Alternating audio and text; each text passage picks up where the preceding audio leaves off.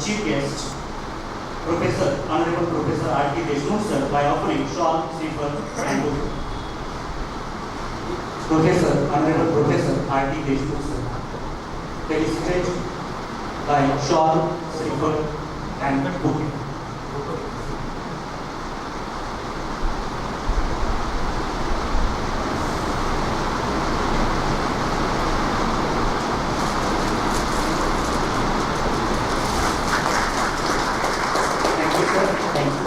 Now, I would like to request Vice Principal of our college, Dr. V.V. Bhosle sir, please welcome our one more guest and resource person, Honorable Dr. Prashant Ambar sir, by offering shawl, slipper and bouquet. Honorable Dr. Prashant Ambar sir, by offering shawl, slipper and bouquet.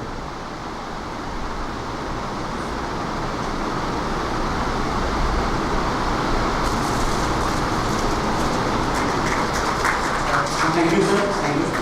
Now, I would like to request HOD of Computer Science Department, Dr. D.H. Mamuni ma'am, please welcome our principal, Dr. N.S. Professor, by offering bouquet. Principal of our college, Dr. N.S. Professor, by offering bouquet. Thank you, ma'am. Now, I would like to request HOD of Management Department, Mr.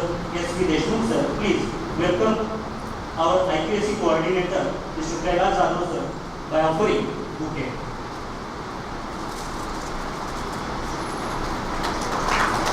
Thank you, sir.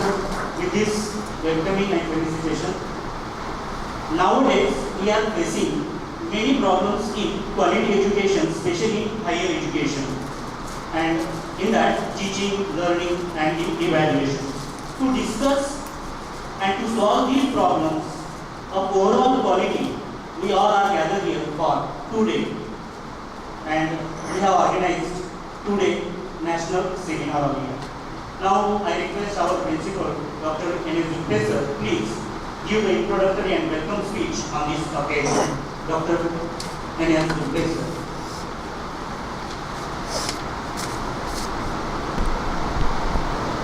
Good morning all.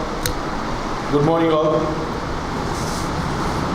Respected stage, our source of inspiration, Honorable Dr. M.R. Patil sir, the chief guest of today's seminar, Honorable Principal R.T. Deshmukh sir, who has been guiding us throughout our NAAC process, and he helped us in many aspects of NAAC. Many times he conducted workshops in our college to give the highlights of complete NAAC process. Another guest, another resource person of today's seminar, Dr. Prashant Ambar sir, MIT College, Aurangabad. Our IQAC coordinator, Mr. Kailash Jadhav sir, Vice Principal, D.R. Somoshi sir, Dr. V.V. Bhosle sir, Dr. B.L. Gaikwad sir, all the head of the departments, participants from different colleges, and dear students. As you know, we are here for this two-day national seminar, which is sponsored by NAAC on overall quality improvement of higher education with special emphasis on teaching, learning, and evaluation. Talking about the quality in higher education, NAAC supports in many ways. And recently we have completed our second cycle of NAAC. Actually, the steps that I would like to mention over here, the steps in the NAAC process. First, we have to submit the IIQA. IIQA, after submission of IIQA, there is an approval from the NAAC. Then they ask us to prepare for the self-study report. We have to submit the self-study report. After self-study report, they may ask us some of the clarifications. After giving them the clarifications, they'll start the SSS, that is Student Satisfaction Survey. And in Student Satisfaction Survey, they forward mails to our students, and our students have given the complete questionnaires. They have given answer to that questionnaires, and after SSS, means Student Satisfaction Survey, they schedule the P team visit. And once the P team visit it is completed, they declare the result. And we have been we got the NAAC B+ grade with 2.68 CGPA. Here I would like to tell everyone that we are not satisfied with this grade B+, but in the third cycle we will definitely plan for higher grade, that is A++. Will work regarding all aspects of the NAAC, and we will try to achieve that target which is mentioned over here, which is that we will achieve. So for us, talking about the higher education, there are some challenges to improve the quality in all aspects. Curriculum is one of the challenges, because mainly curriculum or the syllabus that is designed and framed by the university, and we affiliated colleges has to follow that curriculum, but in many times that curriculum is not in line with the industry requirement or the industry needs. But we can overcome this problem, or we can overcome this challenge by offering students some of the add-on courses, some of the certificate courses, and we will give them the skilled training programs which can enhance the employability skills of our students. Yes, that is one of the challenge to improve the quality of higher education. Addition to this, infrastructure is also one of the challenges in higher education, because in many institutions they are lacking in smart boards, ICT tools, smart classrooms, yes, to create that learning environment in the institution. And that can be overcome by just providing all the facilities regarding all the ICT tools, smart boards, smart classrooms, that can be overcome. In addition to this, faculty is also one of the challenges to improve or to assure the quality in higher education, because there is a shortage of skilled resource, there is a shortage of skilled faculty members. But they are trained, they are good at their own subjects, but we can improve their knowledge, faculty members can improve their own knowledge by just registering for online courses. As you know, all of us know that NPTEL, National Program on Technology Enhanced Learning, maximum faculty members have registered for that program, and they enhance their knowledge on their own subjects. And in this way, we can overcome that particular challenge. This is one of the challenges regarding the overall quality improvement in higher education. One more thing that I would like to mention over here, that point is accreditation. Yesterday, I gone through the NAAC portal, sir, NAAC website, and they have mentioned the NAAC status. In India, near about 43,000 colleges are there, out of which 13,316 colleges they went for the NAAC process. Means they got the accreditation from the NAAC. Means overall, out of 100%, only 30% colleges they went for the NAAC accreditation process. Means this is the bigger challenge in higher education so far as the improvement of quality improvement in higher education. Means every institution should go for NAAC process. They should get assessed with all 7 criteria of the NAAC, right from the curricular aspect to teaching, learning, evaluation, curricular aspect. Every criteria should be assessed by the NAAC, and every institution go for the NAAC process. This is one of the challenge. Then industry linkages. Talking about the industry linkages, many institutions having the MOUs, collaborations, but that is only on the paper. That should be functional, that should be active one, so that our students, our faculty members will get the benefit from the industry linkages, and we can train our students as per the industry needs, as per the industry requirement, and we can enhance the employability skills of our students. That is one of the challenges. so far as the quality improvement in higher education is concerned. Lastly, research and innovation. That is also one of the challenges, because most of the faculty members, they do their PhD degrees, leading to their PhD degrees. They publish their research papers in local journals or national journals or international journals. But they should focus on application-oriented research. They should go for IPR, intellectual property rights. They should go for patenting their application-oriented research. Means in this way, by considering all these parameters, by considering all the challenges, being the teaching fraternity of the higher education institutions, we should come together, we should share our ideas, and to share the ideas, this platform is very important.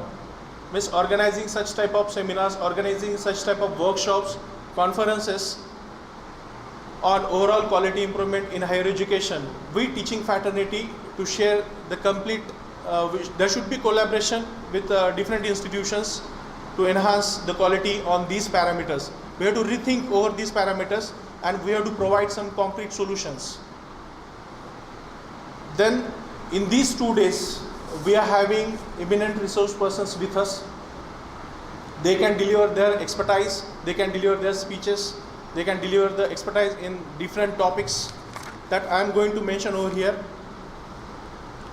Principal R.T. Deshmukh sir, he will deliver the seminar topic of sir, demonstration of responses to metrics of high weightage. This high weightage criterion he is going to explain. Then Dr. Prashant Ambar sir, mapping of program outcome. Then we are having another eminent personality, another resource person, Dr. B.S. Nagoba sir, who is going to deliver the seminar on innovative and effective teaching methods. Then we are having last session of today's Dr. V.T. Humbe sir, importance of ICT enabled tools in teaching and learning. This is the schedule of this is the today's schedule. Tomorrow also we are having 3 eminent resource persons, out of which Professor R.T. Deshmukh sir will highlight the complete revised accreditation framework. Then our source of inspiration, Honorable Dr. M.R. Patil sir, he will explain the role of management for quality improvement in higher education. And finally, we are having the last session of Dr. E.U. Masunda sir. He will highlight the innovative methods in evaluation process. Miss, in these 2 days, we will have a fruitful discussion in overall aspects of NAAC as well as the overall quality improvement in higher education. That's why that will be the fruitful discussion for all of us. Please enjoy these 2 days with and at last I would like to tell you over here that this is also our foundation day, sir, Coxit Foundation Day. We are celebrating this Coxit Foundation Day by organizing this seminar, 2-day NAAC sponsored seminar. By this, I'll put my words to an end. Thank you very much for your patient listening. Once again, I welcome you all for this 2-day national seminar on overall quality improvement in higher education with special emphasis on teaching, learning and evaluation. Thank you one and all. Thank you. Thank you, sir, for giving a brief introduction of the program. Now I request Chairperson of the Inaugural Function, our guide, Honorable Dr. M.R. Patil, sir, please formally inaugurate and address the gathering on this occasion. Honorable Dr. M.R. Patil, sir.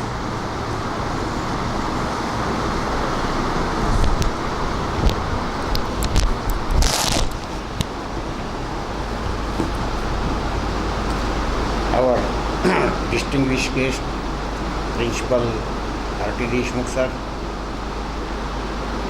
and our esteemed guests, Dr. Ambar, and IITian, and presently working in MIT Aurangabad as a Dean and Associate Professor. The Principal of this college, Dr. Nitin Upe sir, IFDC coordinator, Professor K.R. Dada sir, Vice Principal, Senior Vice Principal, Dr. V.L. Gaikwad sir, Vice Principal, Dr. V.V. Bhosle, Vice Principal, D.R. Somushi, all participants including my colleagues in this college and dear friends. As the chairperson, I welcome the guests from Aurangabad. They have travelled a long distance yesterday. They made some problems also, and still the problems remain unresolved. We expect the problem to be resolved by tomorrow or some other time, I don't know, and nobody knows. Our principal has mentioned almost everything, and no space is left for me to make any comment, pass any comment. I am going to talk to you on one aspect of this quality enhancement. What can be the role of quality? What can be the role of management in the enhancement of college quality of education in this college, in any college, in any HEI. I shall be doing it tomorrow. Today, only one task is there before me, just to formally declare that this seminar is inaugurated. I thank you. I won't consume Dr. Prashant's time. He is going to give the lecture now, session. He will start the session. I accordingly make a space for him. Thank you. Thank you, sir. Thank you very much for inaugurating this next council today seminar. Once I thanks all for attending this inaugural function with the permission of chairperson, I declare the inaugural function is over. Thank you, Anand. We immediately begin our first session of today's seminar.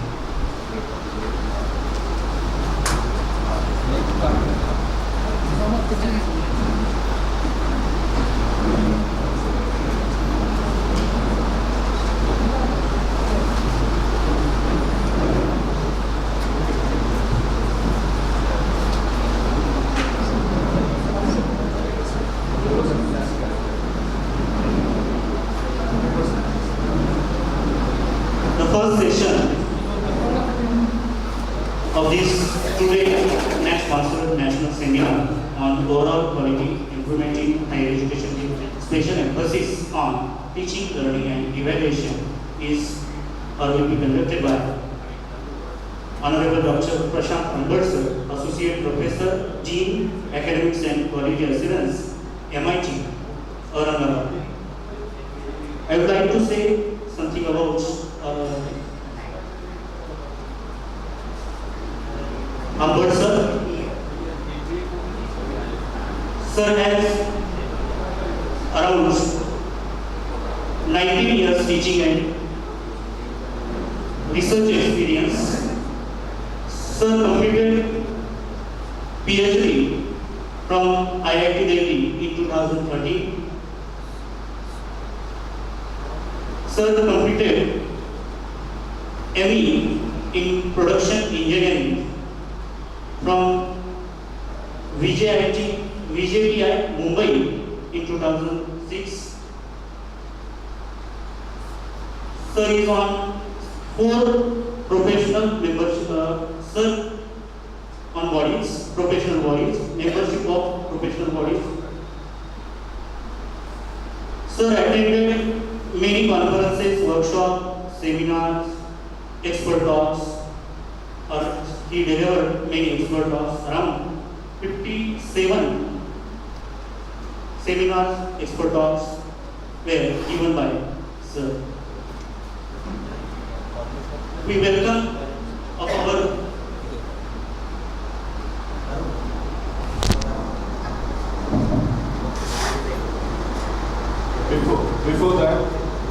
Before starting the session, I would like one more announcement over here that the total 12 abstracts will be received for this two-day national seminar, and today the online inauguration of that souvenir will be done with the auspicious hands of Principal R.K. Deshmukh sir.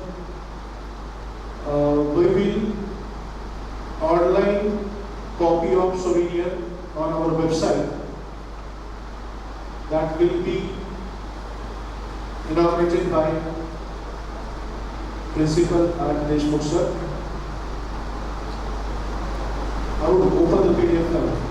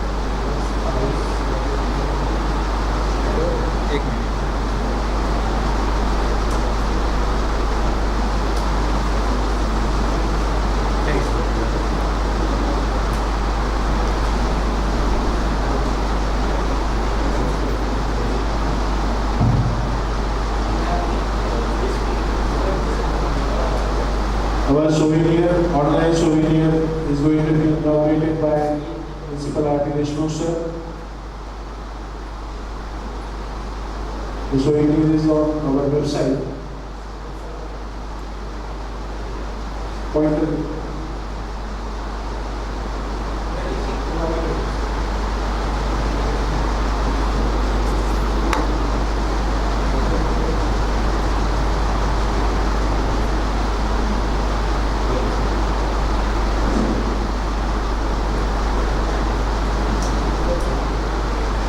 All abstracts are printed in the souvenir.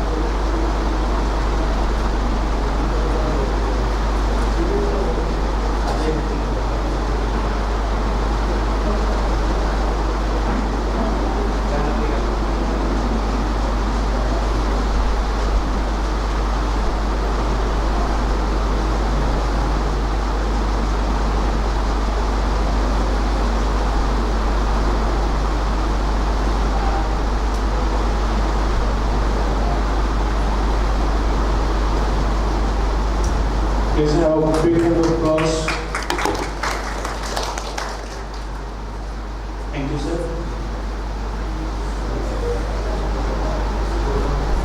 Now the first session begins. Dr. Prashant Ambassador will talk on the topic mapping of program outcome. But before that, we will welcome Honorable Dr. Prashant Ambassador. I request Dr. B.O. Gaikwad sir, please welcome our resource person, Dr. Prashant Ambassador. He is eminent speaker for this 2-day national seminar. I request Dr. B.O. Gaikwad sir, please welcome. I offer you. Thank you, sir. Now I request Honorable Dr. Prashant Ambassador, please guide us. Yeah, thank you, sir. So first of all, I would like to thank Honorable Chairperson Dr. M.R. Patil sir, Professor R.T. Deshmukh, my friend Dr. Vishnu Patil, and all the management of this institute to give me this opportunity to interact with teachers. I also like to congratulate the institute for the Foundation Day, and I hope very soon we'll have A++ grade for this institute in future. So mapping of program outcomes, this is a topic given to me. The time given is 45 minutes. It is a challenge for me because I think I have a second session as well tomorrow. Okay, some part I will cover today, some part I will cover tomorrow. So when I am talking about program outcomes, so this is comparatively new concept in NAAC. It has been started with engineering courses earlier. We are practicing this since 2012, but in other than engineering courses, this is recently started by NAAC, and in future the weightage may goes on increasing. Earlier the weightage was less in NAAC as well, but now with time the weightage will increase. Okay, so these are some contents that I will cover depending upon the time that will be allotted, and depending upon the requirements will cover the things. Okay, so I will need to start with this slide. I hope you are having a facility of QR code, or so your mobiles are having that facility. If we could not able to cover the contents in the time allotted, so this is a YouTube channel where one of my presentation is there. The presentation is about 3 hours presentation, which will have the information about each and everything about CO, PO and those things. Right? I will also share this presentation afterwards, but you can take a QR code of this. Right? Okay, so I generally start with this slide for any presentation.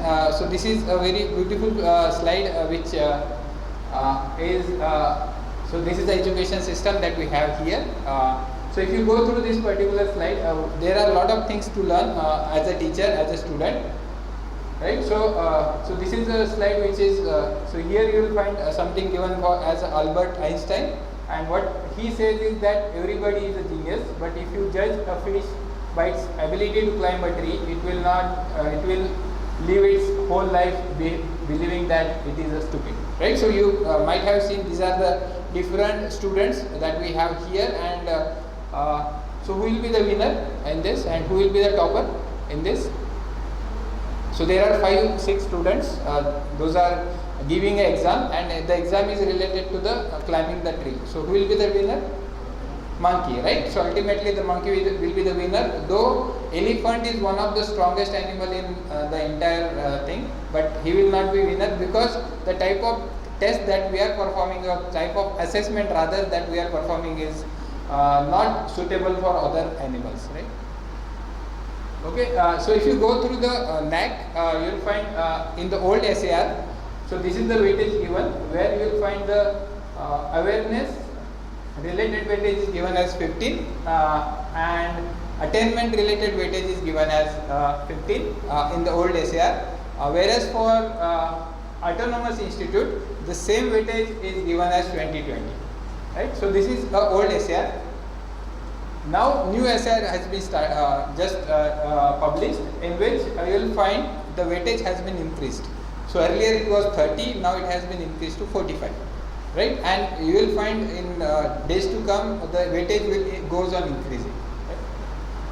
Okay, so this is in new SAR. For UG and PG autonomous, the weightage is still 30, right? Right? And in autonomous institute there is one more criteria in which the PO, CO and those things are discussed, that is in 1.1.1, where the weightage given as 20, right? So these are the weightages that are there, but if you understand the philosophy of COs, POs and those things, the criteria number 2 you can address well, right? Though the direct weightage is given as less comparatively, but if you could able to address these things in better way, you can increase your score of criteria 2, right? And how that you will see. Okay, so everybody is talking about outcome based model nowadays, and basically what is that? Right, so here the outcome based model is focuses on the evaluation of outcomes of the program through input output parameters are also looked into, and these three things are very important whenever we are talking about outcome based education. The first thing is knowledge, what knowledge has been acquired by the student. Second is the skill, and third is the behavior. So every aspect of outcome based education will be based on these three things. One is knowledge, another is skill, and another is behavior, right? And is expected to attain upon just completion of the program and after 3 or 4 years of care. So observable and measurable abilities of the students or the graduates. So those are generally known as graduate attributes. In NBA, which is the National Board of Accreditation, who does the accreditation for the professional education institutes, till 2009 they were also following the model of input-output, and 2030 onwards they have revised that model, and the model has been converted to outcome-based assessment. Right? So which are important things in the present situation? Most of the examination system is dominant on the memorization. We give the questions to the students and we are more focusing on the memorization. How much student could able to mug up, how much student could able to memorize. So the recall of factual knowledge, though essential to any examination, is only one of the several abilities, right? And here what is important in assessment process is to test the higher level skill sets and ability to apply knowledge, solve complex problems, analyze, synthesize and design. You might be like, most of you are from the IT field.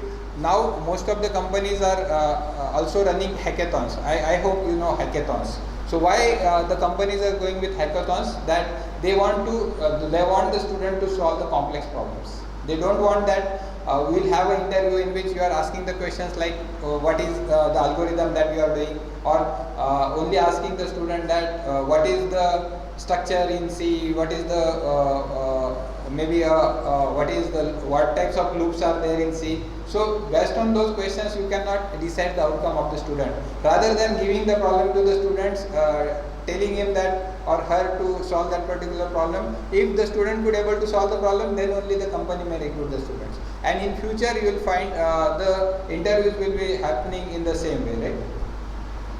So along with the technical skills, what is the major focus which most of the people are ignoring is related to this, that communication. So we are very good in technical. You will find even during placements, I hope your training and placement officer may have the idea about that. So in which we have very good technical know-how of the student, but where we are lacking is communication. Student fail in communication. We are fail in working in teams, and one more important aspect is the lifelong learning, which is most important from the student point of view. Which why lifelong learning is required? Because especially in the field of computer science, today we are dealing with the languages like Python, R programming and like that, but in future you may not have those languages and you need to learn the new languages after 4 or 5 years.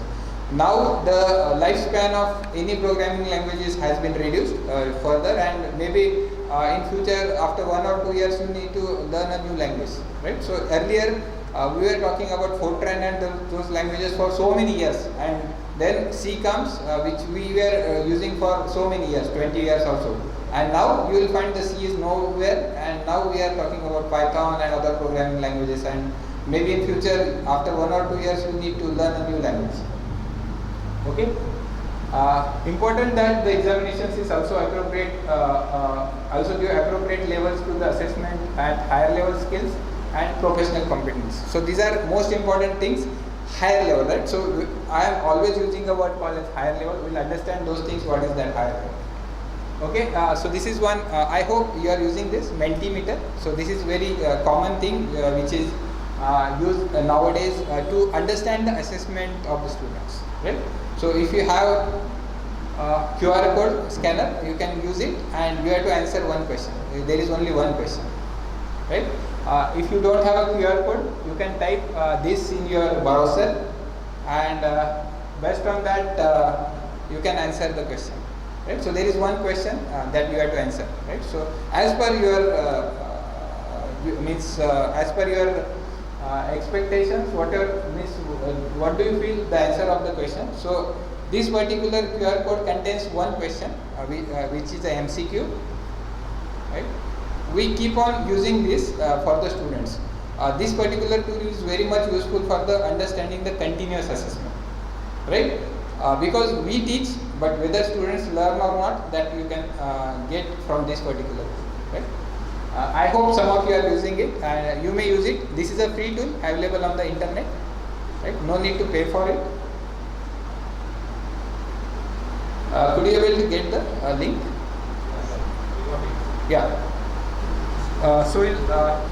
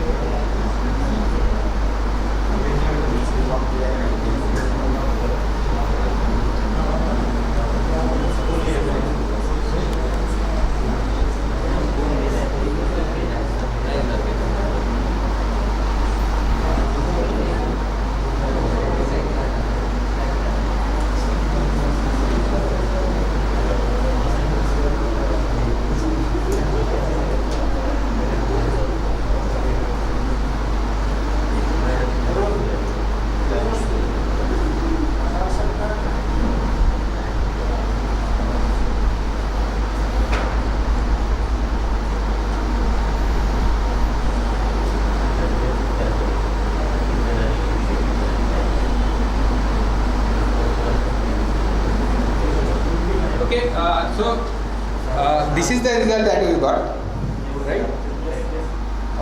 Okay, 6 says 4th. Okay, still now it is a public psychology. bar which gets more marks are supposed to be correct answer, right? So like we have seen in Kaun Banega Crorepati, right? So but the correct answer is 3, right? So it is C, right? Okay.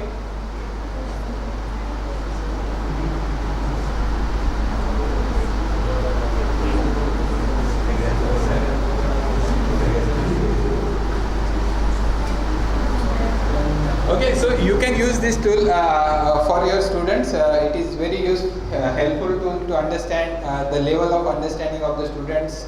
You can frame some MCQs based on the topics that you are covering daily, and it takes only 1 or 2 minutes to understand or to complete this particular type of assessment, right? So one important concept that we need to understand is what is the difference between outcome and output, right? So this is one image which you will find. There are 2 cities in this particular place, and most of the people are staying in city A. Some they are working in city B. And if you go through this particular slide, you will find that the persons who are staying in city A has to travel to city B for their work related things. There is a river which is flowing in between these 2 cities, and there is a bridge through which you can able to do the transport, or you can move from that particular place. If you see this particular slide, you will find that how much you have to travel daily.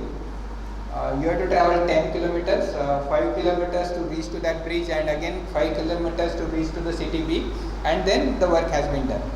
Okay, so the problem with this is you have to travel daily 10 kilometers, so you need to start early from your house, right? You need to complete your work, again you need to start and you will reach to your home at late night, right?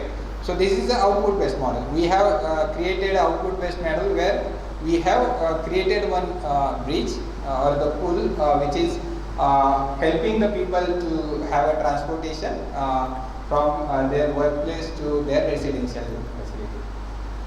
Okay, now the things has been changed. What the government has done, the government has shifted this particular bridge, the location of this particular bridge from here to here, which is hardly 500 meters from the city A and 800 meters from city B, right? So what has been changed? Can you tell me what has been changed? Okay, distance has been changed. Other than that, what has been changed? Convenience. The convenience has been changed, right? The people do not need to start early from their houses, right? As you need to travel only 1.3 kilometers distance from your house, the time to start from your house has been reduced. Again, when you are coming back to your house, that distance also has been reduced. So basically, outcome is talking about that, right? The output does not. The output is talking about you are traveling. You are traveling from city A to city B, city B to city A. We are talking that daily people are traveling. So what output says? If there are 100 people who are working in city B and traveling daily, the output says that 100 people are traveling, right? What outcome says? These 100 people are traveling, but the outcomes that you are getting, the people are getting satisfaction, the people are also happy that they have to travel less, right? And the distance has been reduced, the fuel requirement has been reduced. So outcome is something more than what you are looking at when we are talking about output. So output only says that 100 people are traveling. Outcome does not say only 100 people are traveling. We are also understanding the level of satisfaction that has been acquired by these people when they are traveling for only 1.3 kilometers. Okay, so when we are talking about outcome based education, the most important thing is what the students need to learn. So in the morning, the Zulpe sir was talking about the syllabus, right? So the university frames the syllabus and you need to follow the syllabus as it is, right? Though the partial part of it is correct, but how you are teaching that syllabus, what is you are getting from the university is also important, right? So we are getting the syllabus, that is fine. There may be some technical experts who are dealing with that curriculum, and they may be thinking about the industry requirements also. We are not sure about that. But at the same time, how you are delivering your contents to the students, that is also important. And what is more important is how this demonstration or how your learning of the students are also demonstrated by the student to the professional world, right? So accordingly, the designing of both curricula and delivery mechanisms to build the required skills and competencies is important, right? So designing curricula, you may not be having in your hand because you are affiliated system, but at the same time you can also convey your recommendations to the university in the form of letters, right? So it is not, you cannot say by just saying that the university is designing the syllabus, so we don't have anything in our heart, but we also need to convey the recommendations which are given by the different stakeholders, right? Okay, when we are talking about levels of outcomes, so there are various levels through which the outcomes has been achieved. The first one is the program outcomes. So these are the statements which says that what the student is expected to learn at the end of the educational program. For example, if you have a course in BSc, what the student is expected to learn or should able to know at the end of the third year of the BSc. So that we call it as a program outcome, right?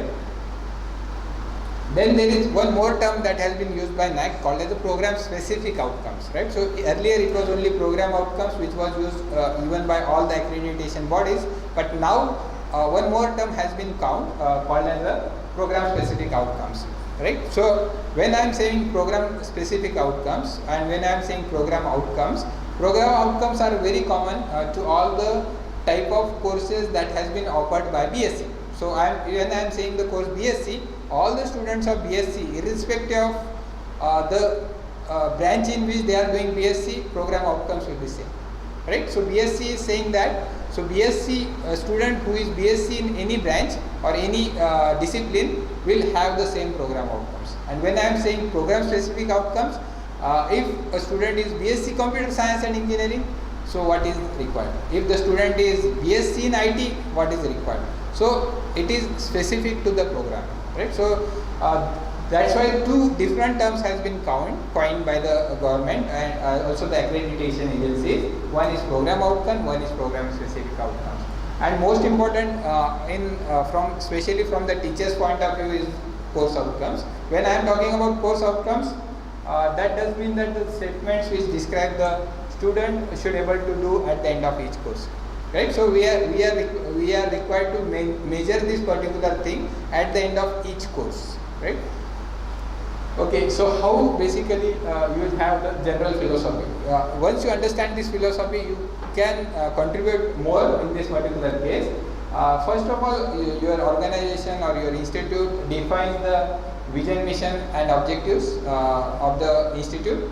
Based on that, you decide the program outcomes and program specific outcomes, and based on that you need to decide the course outcomes and the different types of things. When you will find the development is happening from top to bottom, and how to measure it? You have to measure it in the reverse way. So you need to measure the course outcomes first, then you need to measure the program outcomes, program specific outcomes, and then you need to measure the vision, mission of the institute, right? So the design starts from the top to bottom and the measuring happens from bottom to top, right?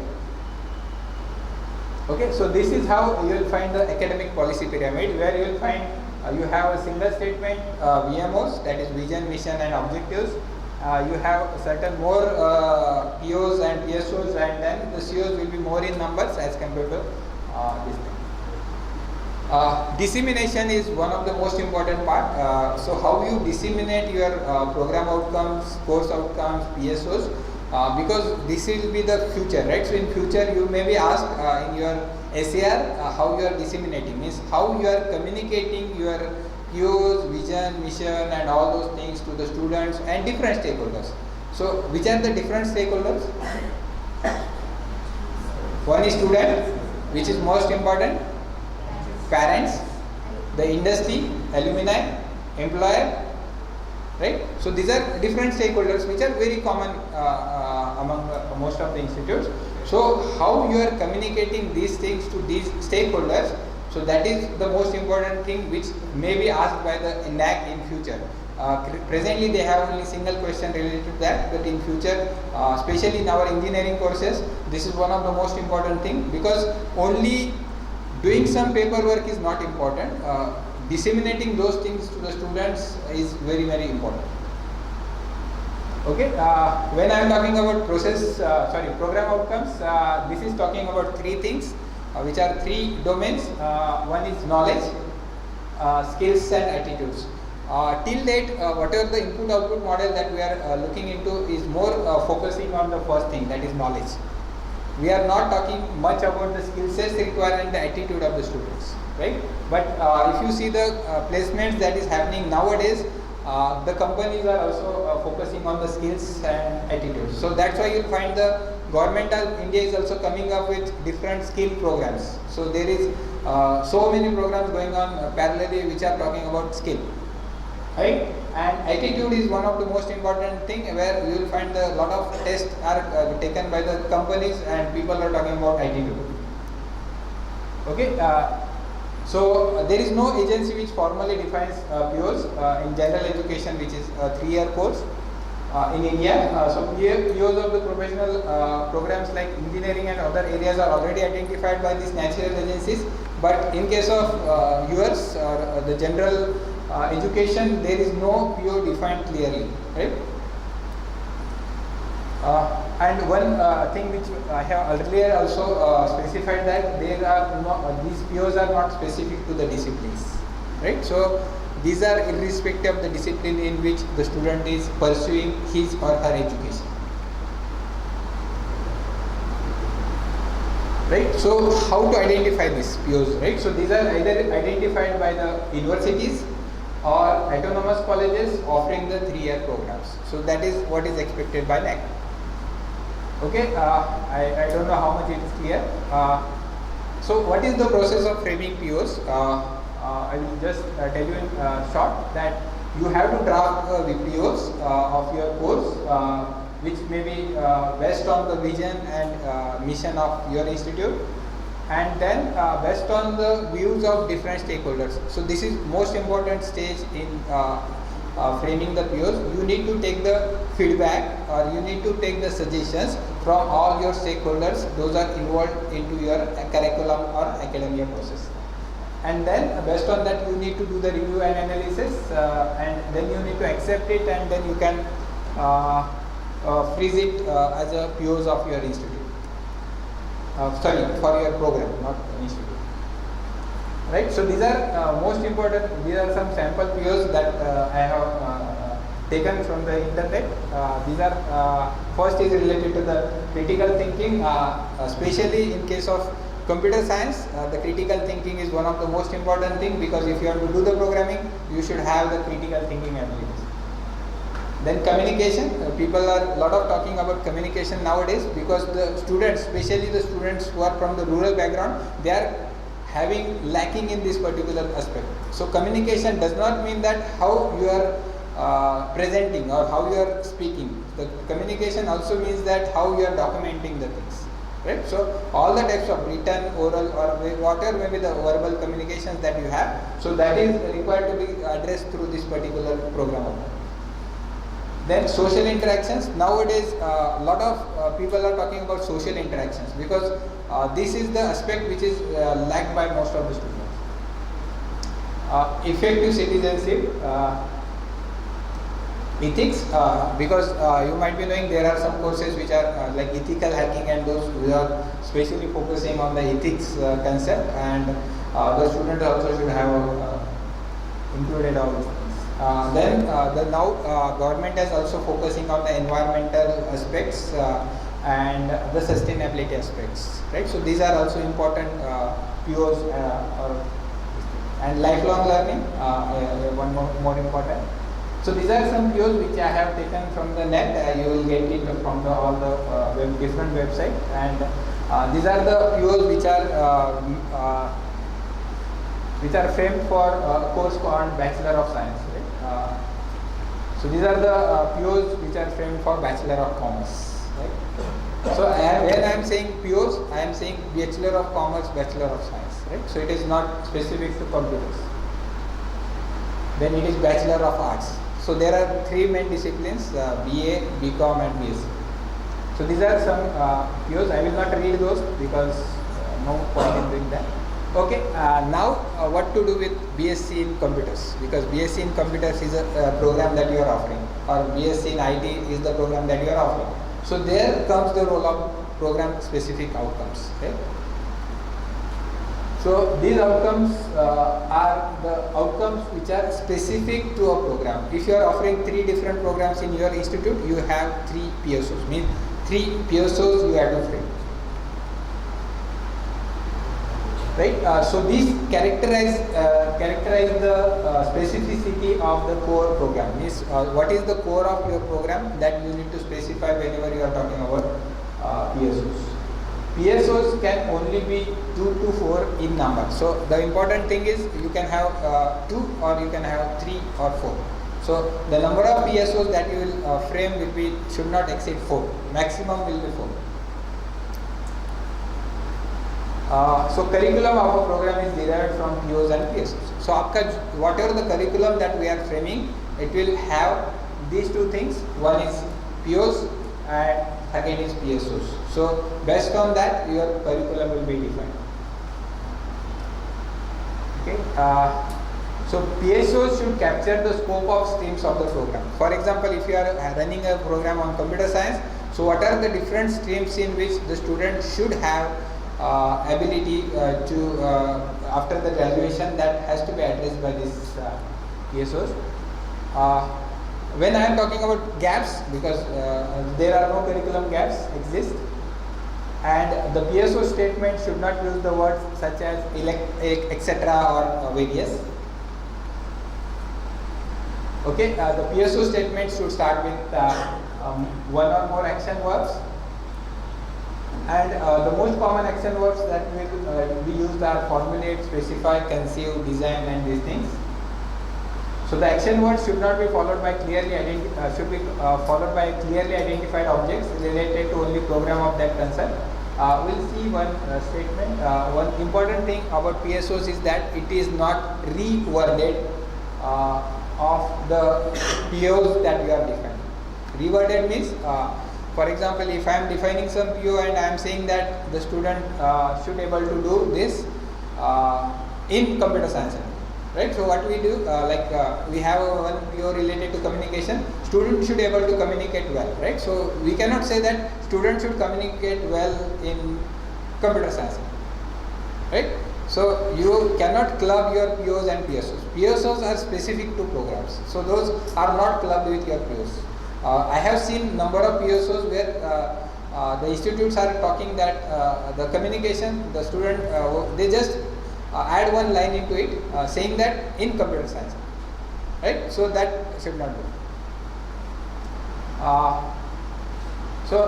Generally PSO statements are not connected with the or written to represent the elective courses, because are you offering electives in your course BSc? Okay, so PSOs do not address electives, that is sure, right? So it is addressing only the core courses that you are teaching in your curriculum. Right. So these are sample PSOs. This is also given in NAAC website, the NAAC manual as a sample. Right. I will not go again into this. The most important among all, especially from the point of view of course teachers, because these POs and those generally handled by the coordinators, your NAAC coordinators or IQAC coordinator most of the times, or if you are different departments, so those are handled by the one of the coordinator who is looking after POs, who is integrating all the things and forming the POs. The most important from the course teacher's point of view is COs. Even from the student point of view, the bottom of the pyramid is COs, or the learning outcomes. Right? Number of times these different terms are used. Some use learning outcomes, but especially in India we use course outcomes. So what this learning outcomes? So these are the statements what the learner is expected to know, understand or able to demonstrate after completion of process of learning. So that is what. So everywhere you will find I am using a word learning. I am not using a word teaching. Right? Till date most of the outcomes talking about teaching. Right? So here I am not talking about teaching. I am talking about learning. So teachers are teaching, but whether the students are learning or not, that is important. So these outcomes are more focusing on learning abilities, not focusing on the teaching abilities. Okay, how many course outcomes you will have? I hope you have you framed COs? Okay. So those are generally 6 to 4, 6 plus or minus 2 for 2 to 4 credit courses and 8 plus minus 2 for 5 to 6 credit courses. Right, and the process of learning happens through lectures, tutorials and labs. Okay, CO has to be learner centric. You can revisit your COs through this. What a learner has achieved and not the teacher centric rather than the intentions of a teacher.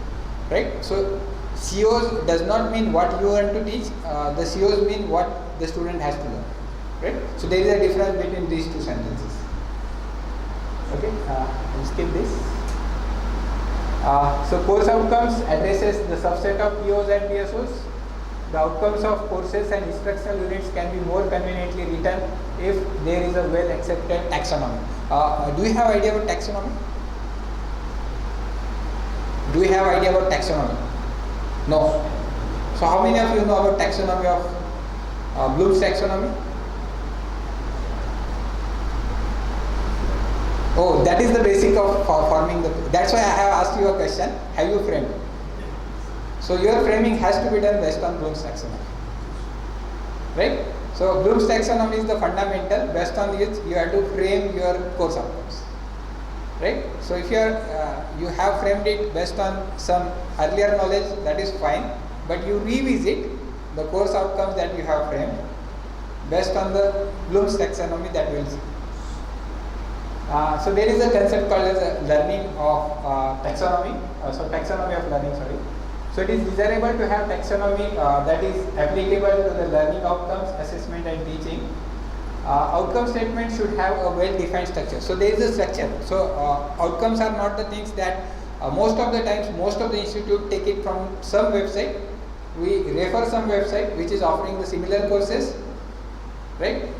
So we download those things, we do some manipulation rather in that, and we publish those are our outcomes, right?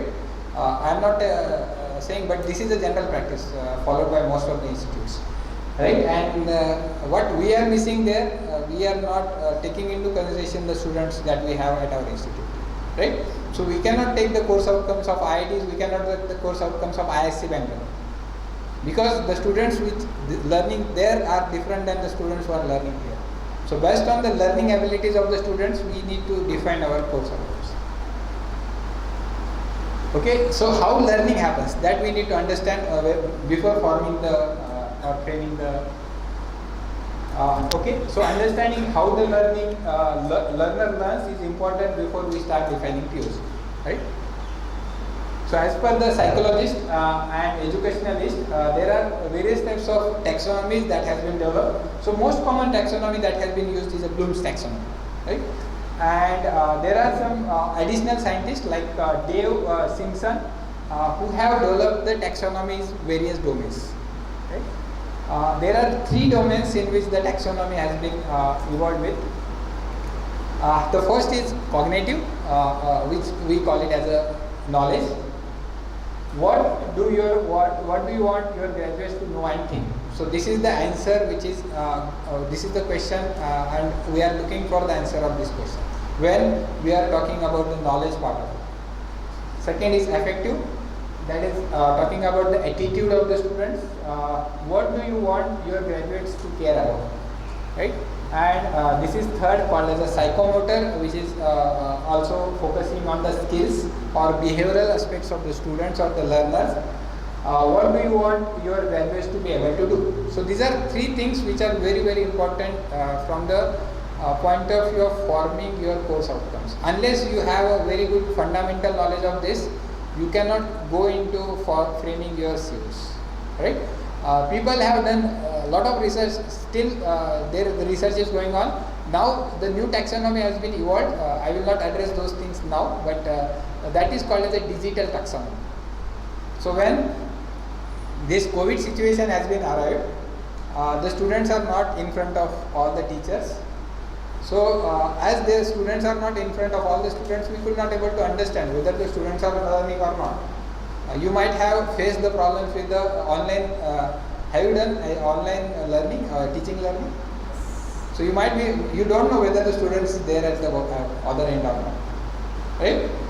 And to understand that how whether the students is understanding or not, the digital taxonomy has been evolved, right? Today we will not have focus on that. We will have a focus on the basic taxonomy. Okay, so this is most important taxonomy that is called as Bloom's taxonomy, which is talking about the cognitive process, right? And the learning associated with the brain goes through the 6 hierarchical levels, closely related to the closely related with higher and higher levels of thinking process. So this is the main taxonomy which is talking about the thinking process of the student. So each level depends upon the student's ability at that level and levels below it. So when I am saying there are 6 levels of Bloom's taxonomy. When I am saying I am at level 1, I have level 1 related attainment. When I am saying level 3, so you have to achieve level 1 and 2. This is just like if the student is in 12, he has learned up to 11th, right? So yesterday we were discussing about the old case where the students also get admitted into 3rd directly, but that is not the case here. To go to 3rd level, he also needs to attain level 1 level. Then he can go to level 3, right? When the student have achieved level 3, means he has already achieved level 1 and 2, right? So in learning process, the teacher should provoke the student to think and facilitate them move up into higher order of stages like evaluating and creating. So what is required is student should be promoted to the higher and higher levels when we are talking about Bloom's taxonomy. Okay, so this is the Bloom's taxonomy. This was the original taxonomy that has been used, and then this particular taxonomy is the revised taxonomy which has been based on this scientist poll in 2000, right? And if you see the terms, the first level of this particular taxonomy is the remembering, the second level is the understanding, third is applying, fourth is analyzing, fifth is evaluating and creating. So these 6 terms are very, very important from the course outcomes point of view. Whenever you are framing the course outcomes, we are addressing one of these levels, right? So whether you are at level 1, 2, 3, 4, 5, 6. So based on that, you need to decide what is your course outcomes. If you are at level 6, means your course is having highest level of requirements or the outcomes. If you are at level 3, means you are at applying level 1. Means your course is addressing the things related to applying. If you are at level 2, means your course is only taking care of learning of the student up to understand level, right? So these things are very, very important when you are framing them, right? So here you have 2 orders, one is lower order and higher order. Up to level 3, we call it as a lower order, thinking skills, and from analyzing, evaluating and creating, we say that higher order. And what is important from the course teacher point of view or a teacher point of view is, we start from here and we will try to reach here, right? At the end of the course, if the student could able to reach to this level, depending upon the course that is offered by you, so you can say that the student have achieved the highest level, right? If the student could able to just go into this remember level, so you have achieved the lowest level. So depending upon the course that you are teaching, you need to decide what will be the highest level that I have to achieve. Like if you are teaching some course which is just a management course, you can say that the only I require is student should understand the concepts, right? But when I am talking about something which is a programming, the student should able to do up to create, right? So you need to decide what is the level of your course, and you need to start from this to this, right? Okay, how to do the assessment, because these are different levels, and you have to do the assessment, which is the one important thing. For first 3 levels, you can do the assessment through fixed hour examinations, where we have examinations like your end sem examination. Do we have mid sem examinations here? So mid sem examinations, you can maximum achieve up to applying level and some part of analyzing level, right? So whenever I am framing the questions for my end sem examination or mid sem examination, my course outcome should be up to this, and those are the things which you can address through your exams, which are fixed hour exams. So if you want to go to higher level, from the student point of view, that is evaluating and creating, so you have to do it through other means, like the course projects that you are giving to the students, the mini projects, minor projects, and the capstone projects that you are offering to the students. So only up to level 3 plus some part of analyzing can be attained through your or addressed through your fixed hour examinations. But you cannot ask the student to do some creation in the fixed hour examination, because students do not have that much of time to do some creations. What student can do only up to analyze. Okay, so the first one, that is the second is related to the affective. The first was related to the knowledge, and this is talking about the emotions of the students, right? So this is the second thing, which is the attitude.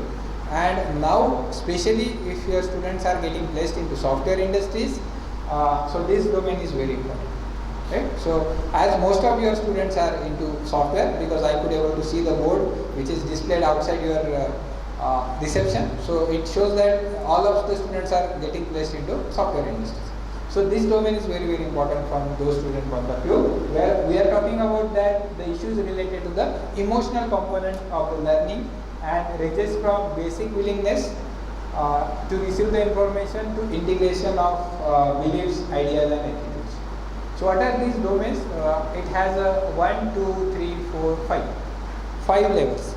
So your level will start from the receiving, means whatever you are teaching, whether students are receiving that at their end, whether they are responding, because you might have seen that you are teaching but students do not respond.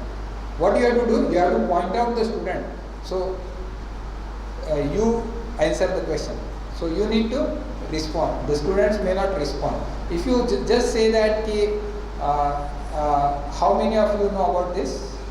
So out of an audience of 60, only 2 or 3 respond.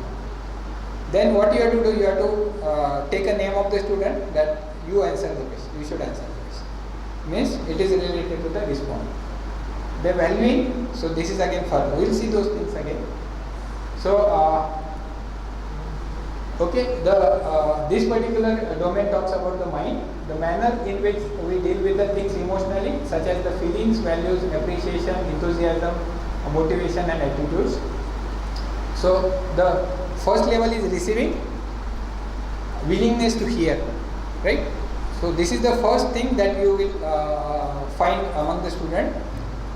Out of your 60 students, you are very much sure that all are not listening, right? In this audience also, I could able to see, because I am a teacher, all of you are not listening. I can say that, right? So some are busy in their mobiles, right? Means they are not listening it properly, right? So this is the first level that is required from the student's point of view, that is willingness to hear, right? Second is responding to the phenomena. So if I am asking you some questions, so whether you are responding to that.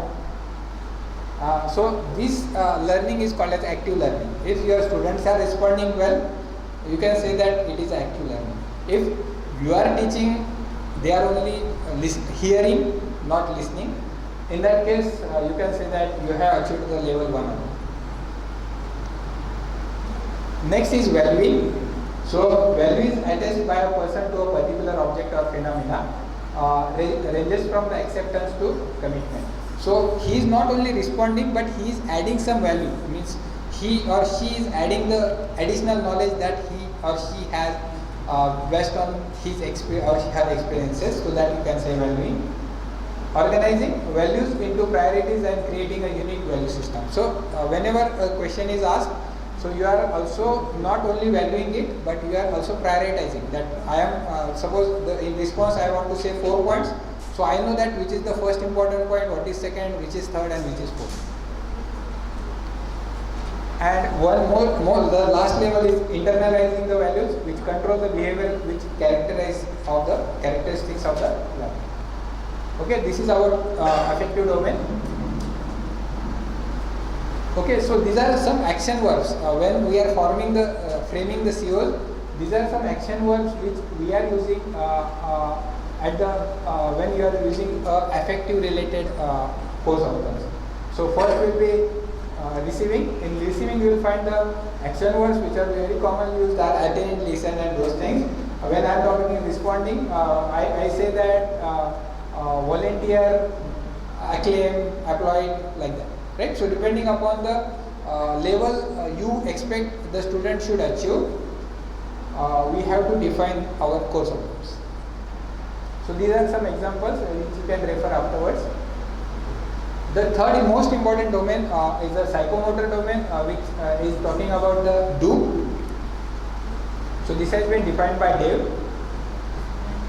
So the emphasis here is about the physical skills involving the coordination of the brain and muscular. So here you have two things which is working simultaneously. One is brain and another is muscular. So the best example of psychomotor skill is driving a vehicle.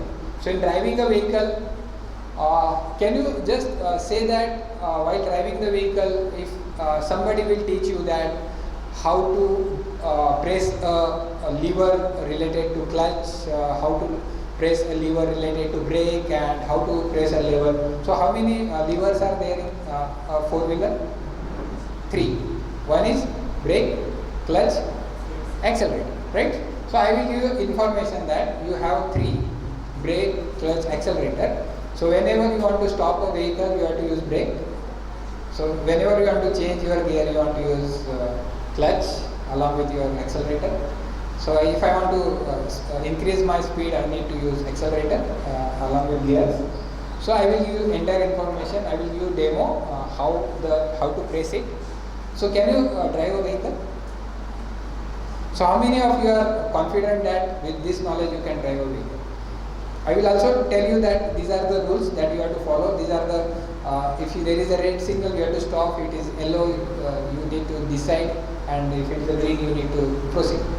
So I will give you the entire information. Can you drive the vehicle? You cannot. Means I have given you the first domain, that is knowledge. So I have told you 3 domains. The first one was the knowledge. So I have given you knowledge. I have given the entire knowledge. So I have given you the manual as well to mug up, right? So after if you could not able to remember that whether I need to press a brake when I need to speed up or not, I am giving you that information as well in manual, so that when you will sit in the car, so you can refer that, right? So can you refer that? You can. So that is the knowledge that I have given you, but I have not given you any practice, right? So I cannot drive the vehicle. Is there anybody from your side who can do that? Means based on the knowledge that I have given. Okay, so you cannot, right? So you need additional domains. The same thing happens in learning. So you cannot expect that the student should do the programming only based on the knowledge that you have provided. So you provide a knowledge that this is the C programming, these are the different types of things, like this is a loop, this is a conditional statement, this is thing, and now you do the program. Student could not able. Why we have lab courses where the student has to practice, because they could not able to do the learning only based on this. So whenever you are framing the COs, we also need to take care that one part is a knowledge part, another part is this part, that is a psychomotor. So your lab courses that you have, you must be having lab courses of 2 hours. So in lab courses you need to address this. So your some COs will be addressing knowledge part, your some COs will be addressing this part, right? So the domain is commonly used in the areas like laboratory practices, engineering, art and music. So the best example of psychomotor skills is art and music. In music, you cannot learn the music only based on some knowledge that you have, right? So you need to practice it, right? And this is where the level comes. So the hierarchical levels of skills learning of this domain are from the awareness of the skill to acquiring the mastery in the skill. These are the different levels that are there with the psychomotor domain. It starts with the knowledge of skill, then imitation, that is know how to know what. Then the third is about the knows how to do that. Means if I am asking you how to press, so you will demonstrate that how to press that particular lever. So how to change the gears, I will demonstrate how to change the gears. And then you are showing that how you are doing that. And if you are doing that, you have achieved the level of depth. Means if you are into training school, the person show you how to press the lever, how to change the gear, how to rotate the steering. So if you have achieved that particular level, you can say shows how. But if you are doing that, it is depth, right? So if you have been placed alongside that particular trainer, and you have been asked to press the lever, you have been asked to change the gears, so you have achieved the level of depth. The same way, if you are asking the student to do the programming, and if the student are doing that, you can say you have achieved the level of depth. And then mastery, right? So mastery is the level. What happens generally, I will tell you, I am saying the student that you do a program on calculator. So you build a calculator which could able to do the basic arithmetic operations. And I have told them that this is the process, how I can do it, right? And then I suddenly told them that, given me one example that, so based on the data provided by the electricity bill company, I need to build a program which could able to generate the electricity bill based on the units entered by the user, right? So this is the program I have given to the student. So if the student could able to do that, you can say the mastery has been achieved. So what I am doing, I am giving a real life program where based on the input as a units, I could able to generate the electricity bill of my home, right? So what additional inputs are required, that is also given. Whether it is a home user or a business user or educational institute, all those inputs will be given. Along with that, the units that has been consumed by the consumer will be given, and it will generate electricity. I have given all the inputs, like what is the taxes that has been included and all those things, and I could able to generate. So you can say that the mastery has been achieved, right? So the same thing. In case of psychomotor, the levels has been improved. The levels has been increased to 7, where you are talking about perception, then you are talking about set, you are talking about guided response, the mechanism, the complex overt responses, adoption and organization. The same levels has been increased from level 1 to level 7. Okay. So these are the levels and these are the action words. If I am talking the lowest level, that is perception, the outcome example given is by the end of music theatre program, student will be able to relate the types of music to a particular dance steps. So this is outcome I am expecting, that is at level 1. And when I am saying last level, that is origination, I will say that by the end of the dance program, students will be able to create a dance step. Right? Understand the difference? The level 1 and the last level. So that is what is expected based on the courses that you are offering. Again, I am repeating the same. Okay. So if you see this particular thing where the students are doing some studies, they are doing some self studies. So these are the domain of dominantly cognitive. So if I am talking about that, we can say this is a dominantly cognitive. This is the second level, which is dominantly affective, where you could able to observe the behavior of the people. This is a dominantly psychomotor, where I am talking about the sports. The sports is the best example of psychomotor skill sets which are required. And you have some hybrid as well. this is an integrated experience where you need knowledge very much. You need the behavioral skills because you have to show your behaviors, and you also need to go into the psychomotor skills. So that's why music is said to be one of the best example where all the types of domains need to be included, right? And you might be knowing these people are doing so much of practice if they want to perform any art or music event. So just tell me when to stop, right? Because so you just give me a 2 minutes alarm before I need to finish, right? So course outcomes, bricks of academic policy pyramid. So why I am saying bricks? Based on that your foundation will be defined, right? So if you could able to define it well, then only the student could able to achieve the program outcomes. If you are failed into doing this, you will fail into attaining your program outcomes, you will fail into attaining your vision and mission statement of the institute. Right? So your vision and mission statement may say that you have A++ grade, right? So your honorable chairperson has in the morning told that we want to achieve A++. Zulpe sir was also telling that A++. But how to achieve that? So this is based on this particular work that you have to do. Unless you do this, you will not achieve anything. Right? So this is the brick work which will take you to that level of A++. I think still you have 4 years in your hand, so you have very good time in your hand. And believe me, these 3 domains, if you are get the mastery of all these things, you can achieve anything in your learning related criteria. And not only learning related, all other criteria. Right? The capabilities of the student at the conclusion of the course. How do you define that? It has 3 domains as I have already defined. What is important? Your course outcomes should be SMART. I will complete this and I will stop. This is a very important word that you should know. Everybody can write down this word because this is the most important word we need to know when I am defining my course outcomes. If you have already defined, you can cross check with this particular word. Right? What is SMART says? It should be simple, it should be measurable, it should be achievable, it should be realistic, and it should be time-bound. So all 5 things are important when I am talking about framing the course outcomes, right? What are the course outcomes? It should not be very complicated, which even I could not able to understand, student could not able to understand. It should be simple in wording.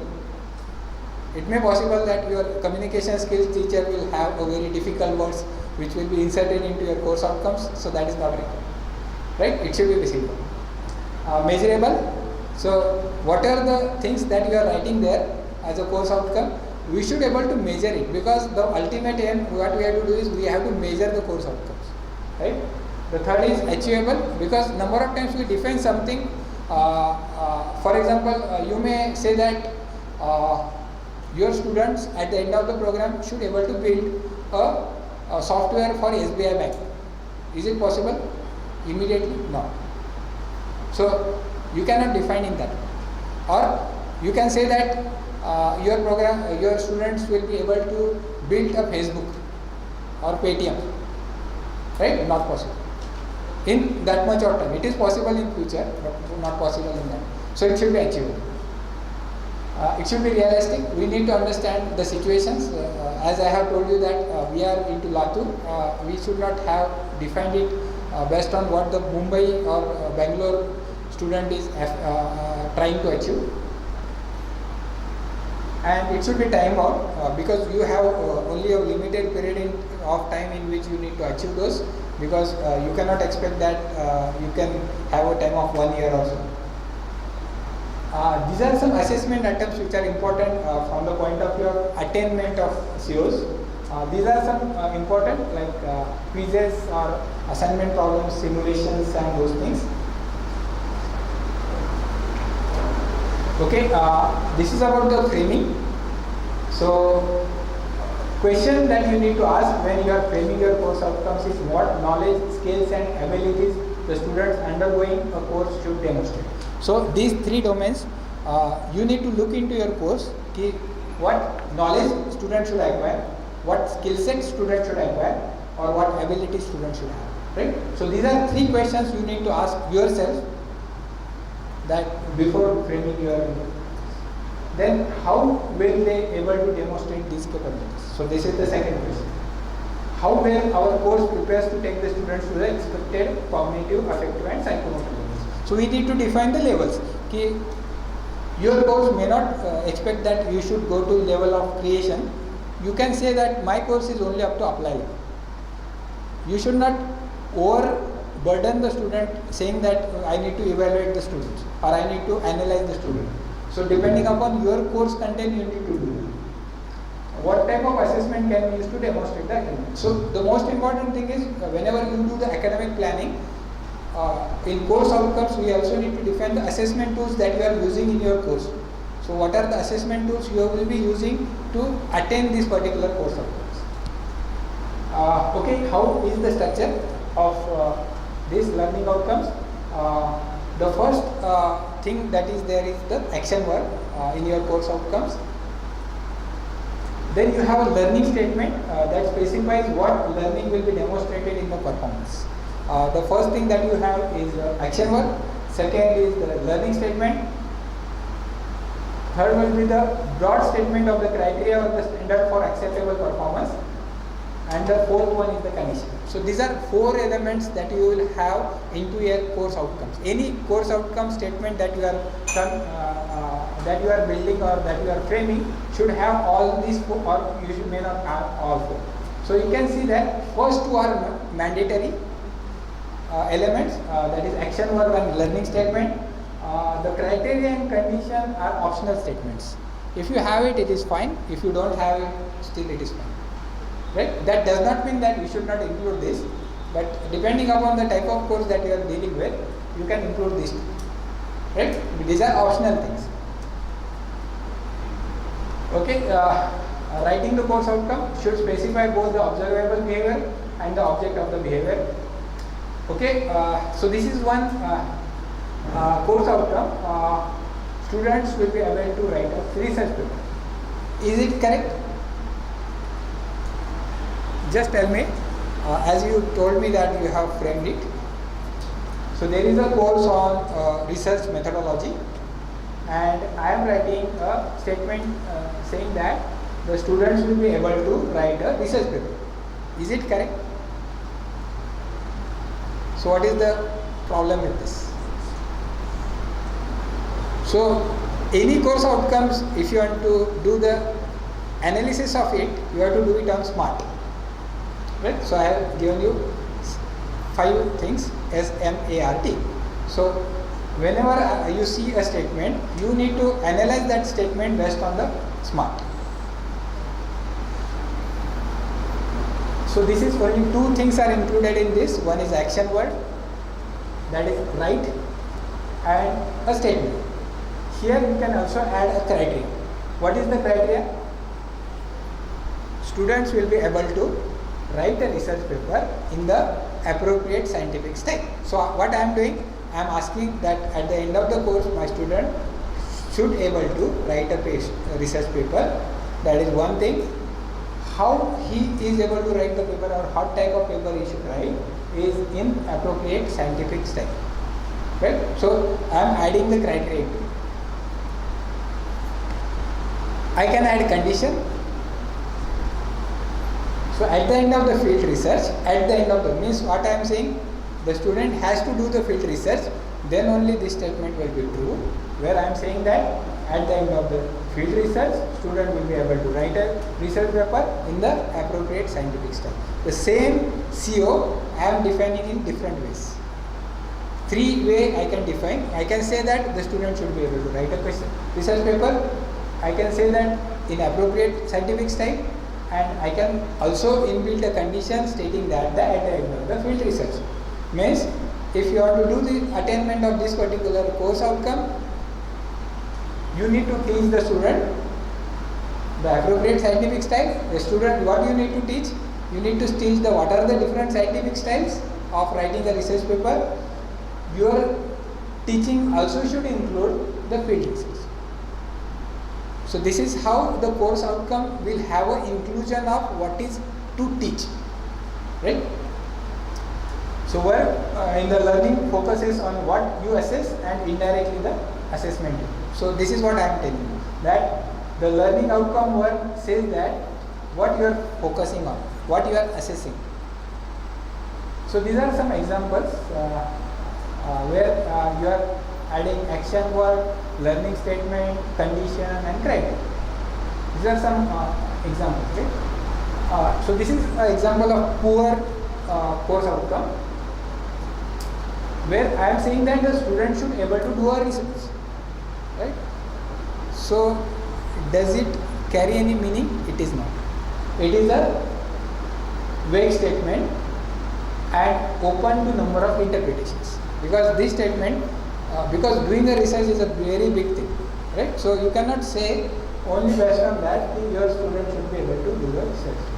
And these are the different questions that may arise in my mind when I am saying that when the student will be able to do the research. And in doing this, you need to avoid these particular words. Okay? And these are some guidelines. About the checks and those things we'll cover in next session. There is one checklist with the help of which you can able to check what are the course outcomes that you have framed. That will keep on tomorrow maybe. Right? So depending upon when the organizers will give the chance.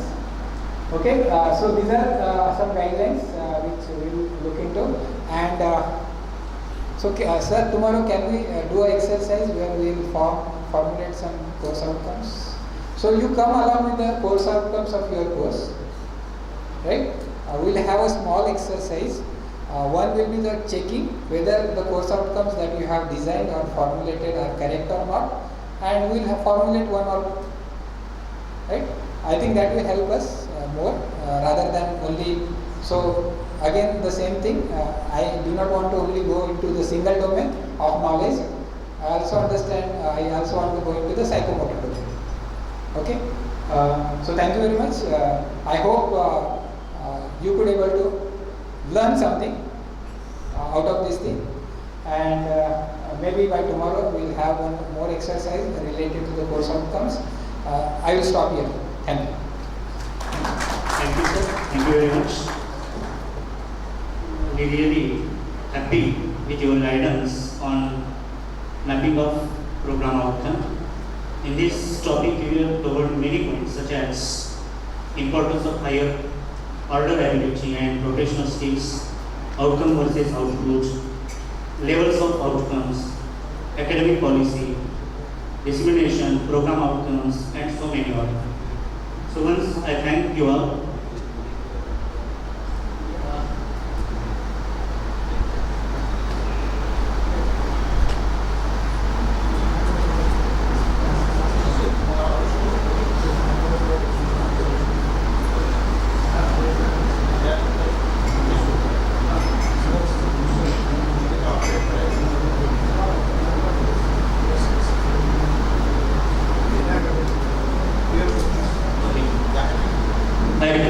Dear Samushi sir, Vice Principal of our college, please distribute the memento and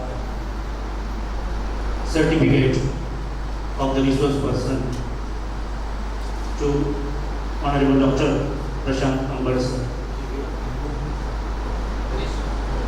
Memento and certificate of resource person, Honorable Dr. Prashant Ambar sir.